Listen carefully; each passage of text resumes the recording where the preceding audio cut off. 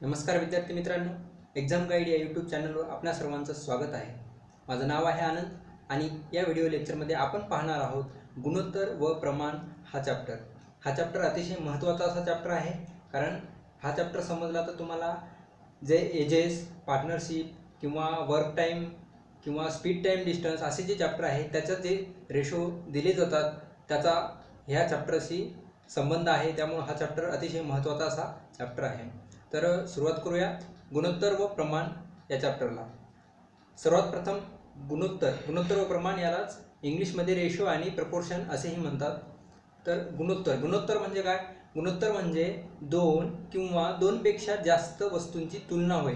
जेव्हा आपण 1, 2, 3, 4 अशा अनेक वस्तूंची तुलना करतो तेव्हा त्या तुलनेलाच आपण गुणोत्तर असे म्हणू शकतो. समजा मी तुम्हाला उदाहरण देतो. रामचं वय 14 वर्ष आहे आणि श्यामचं वय 28 वर्ष आहे. जर तुम्हाला राम आणि श्यामच्या वयातील गुणोत्तर काढा असं जर विचारलं, रामचं 14 आणि श्यामचं 28, तर गुणोत्तर 14:28 म्हणजे 14 जर भाग दिला तर इकडे 14 एके 14, 14 दुनी 28, एकास 2 हे राम आणि श्यामच्या वयाचं गुणोत्तर होईल. ह्यालाच कसं लिहितात? समजा ए आणि बीचं जर गुणोत्तर लिहायला सांगितलं तर गुणोत्तर ए आणि ए छेद बी गुणोत्तर असं तरी डिनोट करतात, असं दर्शवतात गुणोत्तराला ए छेद बी किंवा ए जसे बी असं गुणोत्तराला लिहिण्याची पद्धत आहे. गुणोत्तर लिहिण्याची पद्धत ए दोन संख्यांचं गुणोत्तर ए छेद बी किंवा ए जसे बी असं लिहितात. प्रमाण म्हणजे काय? प्रमाण म्हणजे जेव्हा दोन गुणोत्तरे समान असतात तेव्हा त्या गुणोत्तराच्या समानतेलाच प्रमाण असे म्हणतात. जे दोन गुणोत्तर समान आहेत, समजा ए छेद बी हे एक गुणोत्तर आहे आणि सी छेद डी हे दुसरं गुणोत्तर आहे, तर ह्यांच्या समानतेला म्हणजे हे दोन गुणोत्तर जर समान असतील तर ह्यांच्या समानतेलाच हे दोन प्रमाणात आहेत असे म्हणतात. म्हणजे काय? ए बी सी डी हे चार प्रमाणात आहेत. ए बी सी डी हे प्रमाणात आहेत. ए छेद बी हे आणि सी छेद डी हे जर समान असतील तर ए बी सी डी हे प्रमाणात आहेत असे आपण म्हणतो. म्हणजे आता इथं बघा, इथं जेव्हा मग आता तुम्ही असं लिहा याला, किंवा ए जसे बी बरोबर सी जसे डी असं लिहा. आता जेव्हा हे दोन गुणोत्तर प्रमाणात असतात तेव्हा या मध्यम पदांचा गुणाकार हा अंत्यपदाच्या गुणाकाराच्या बरोबर असतो.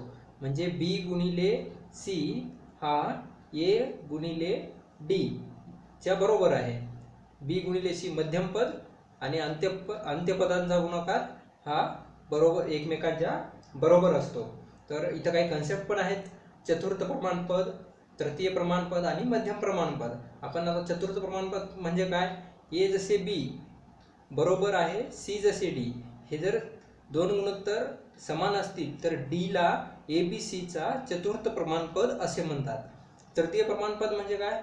ए बी सी याच्यामध्ये ए जसे बी बरोबर बी जसे सी, तर सी ला ए आणि बीचं तृतीय प्रमाणपद असं म्हणतात. आणि मध्यम प्रमाणपद म्हणजे ए आणि बी आहेत, तर यांचा मध्यम प्रमाणपद कसं काढायचं?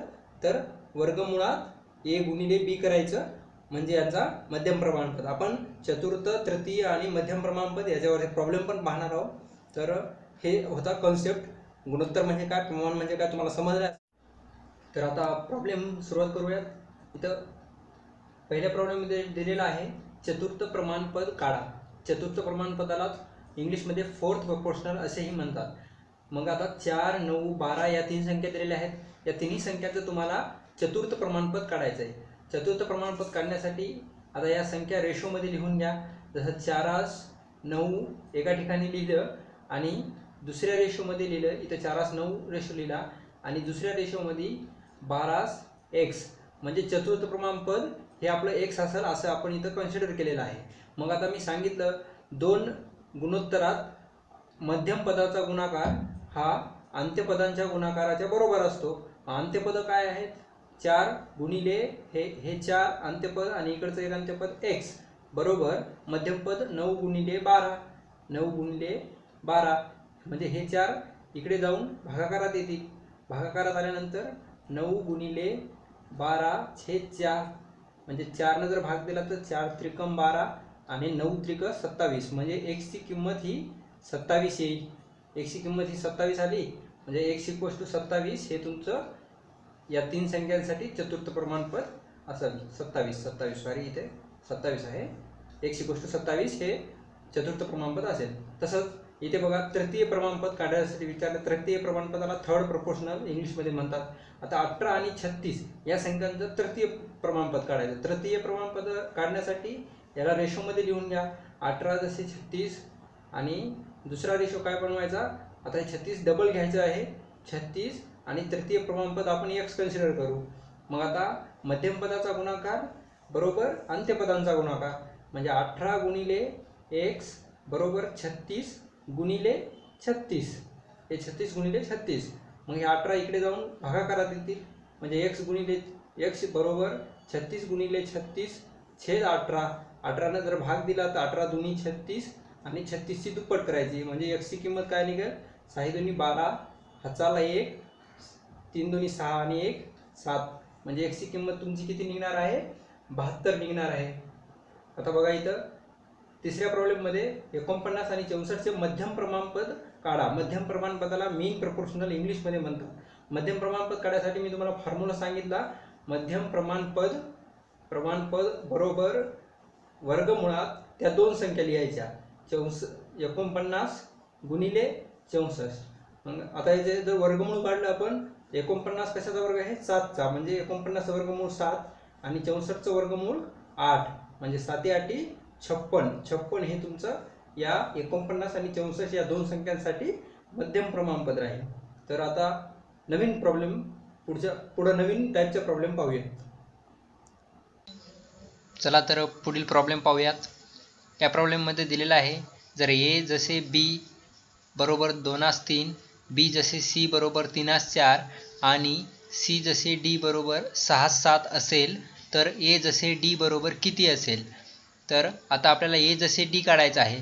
तर बघा, a जसे b म्हणजेच a/b बरोबर 2/3, b/c बरोबर 3/4 आणि c/d बरोबर 6/7 असे तुम्हाला दिलेलं आहे.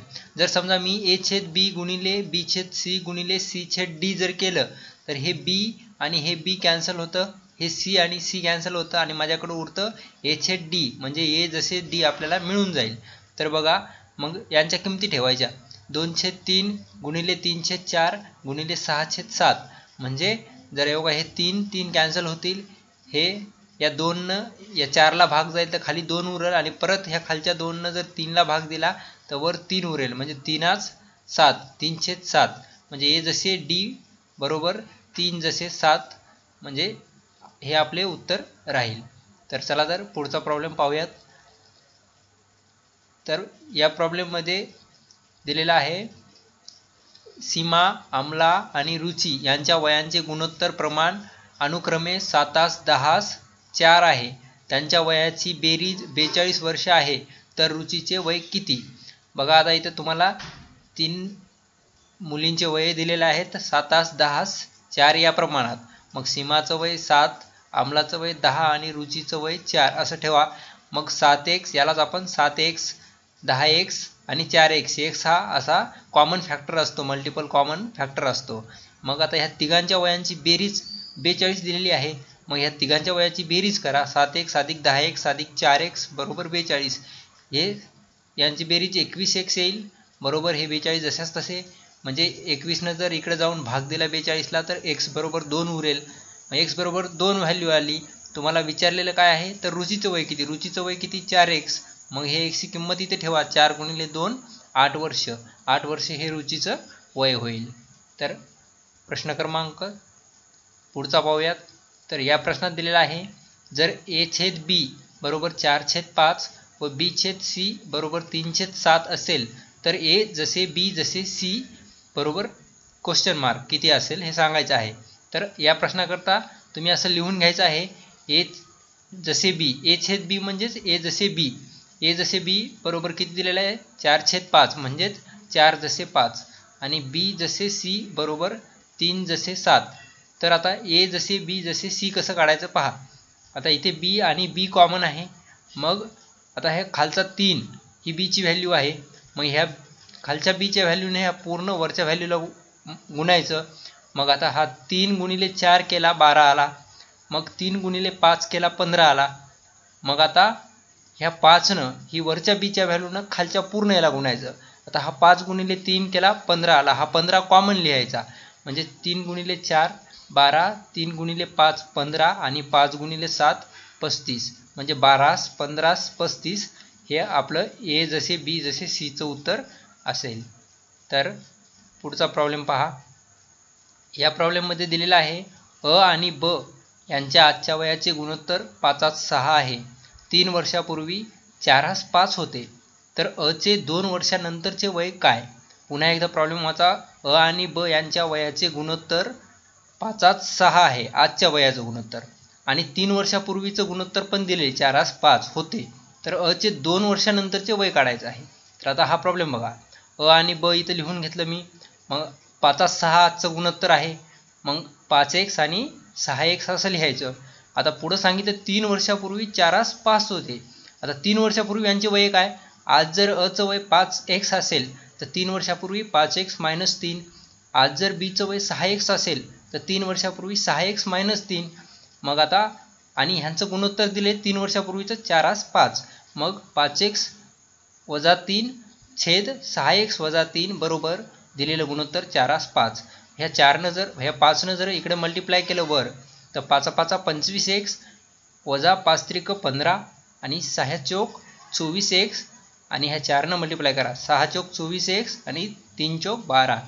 जर समजा मी 24x इकडे घेऊन आलो आणि ह्या 15ला इकडे नेलं 24 इकडे येऊन मायनस होतील म्हणजे 25x - 24x x उरेल आणि हा 15 जो मायनस आहे इकडं ह्या बाजूला जाऊन प्लस होईल म्हणजे 15 प्लस -12 म्हणजे x = 3 ही व्हॅल्यू आपल्याला मिळेल.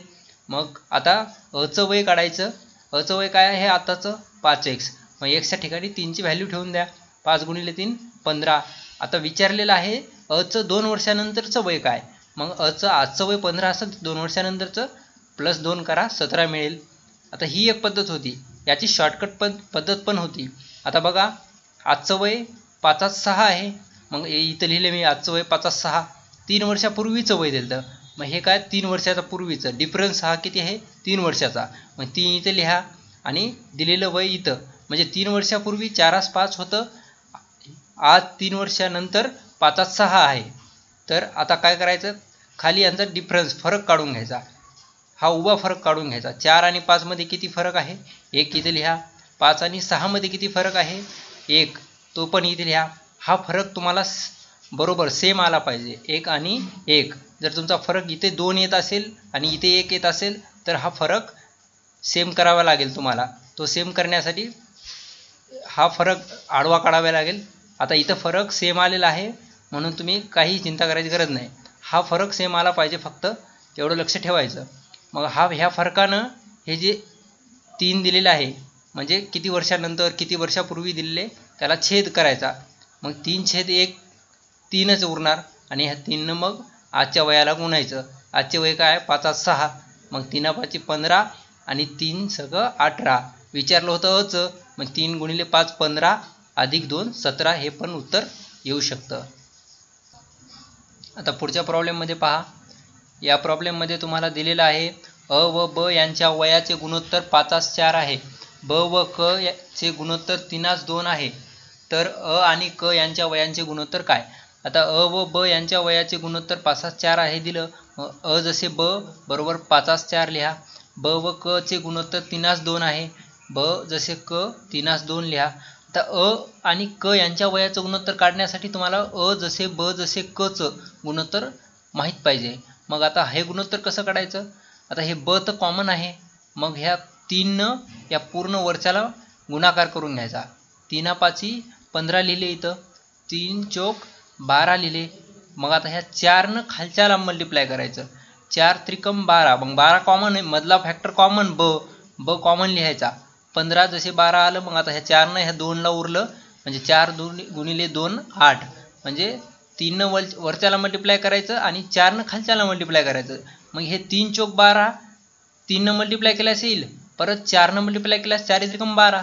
मग 12 कॉमन लिहायचे. मग उरलेलं 3×5 15 इकडे लिहायचं. 4 2 8 इकडे लिहायचं. मग आणि आता अ जसे ब जसे क चं 15 12 60 आलं. अ जसे क किती येईल 15 60. हे तुमचं या प्रश्नासाठी उत्तर राहील. धन्यवाद मित्रांनो. तर तुम्ही आमच्या चॅनलला www.youtube.com एक्झाम गाईड या चॅनलला या लिंकवरती आमच्या भेट देऊ शकता. परत आमचं टेलिग्राम चॅनल पण आहे, त्या टेलिग्रामची लिंक इथे दिलेली आहे आणि फेसबुक चॅनलची पण लिंक इथे दिलेली आहे. त्या चॅनलला आणि फेसबुकच्या लिंकला पण तुम्ही भेट देऊ शकता. येथे तुम्हाला वारंवार एक्झाम संबंधी अपडेट मिळत राहतील. तर हा व्हिडिओ तुम्हाला कसा वाटला आणि नेक्स्ट व्हिडिओ पण पाहायला विसरू नका. आमची इंग्लिशची सिरीज पण सुरू झालेली आहे आणि विज्ञानची सिरीज पण आमची सुरू झालेली आहे. तर ज्यांनी कोणी सबस्क्राईब केले नसेल तर चॅनलला सबस्क्राईब करून घ्या आणि हा व्हिडिओ कसा वाटला हे कमेंटमध्ये आम्हाला कळवा आणि हा व्हिडिओ शेअर करायला विसरू नका. धन्यवाद.